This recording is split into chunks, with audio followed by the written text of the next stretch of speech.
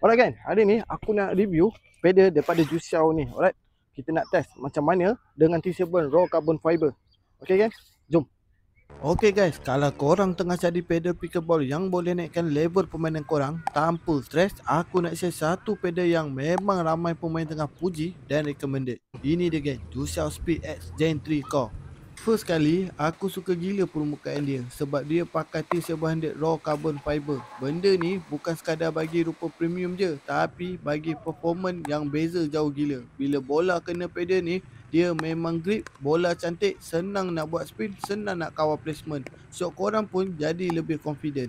Satu benda yang ramai orang overlook, dia punya sweet spot besar. Maksudnya kalau timing korang tak perfect pun, bola masih keluar nicely. Untuk beginner sampai intermediate, benda ni memang banyak tolong. Untuk pemain yang dah advance, memang membantu main lebih konsisten. Dari design pula memang clean premium. Color dia pun banyak pilihan. Masuk court terus nampak macam pro player datang training. Dan yang paling aku suka, pedal ni balance. Dia tak terlalu ringan, tak terlalu berat. Senang nak swing, senang nak control dan stabil untuk defend.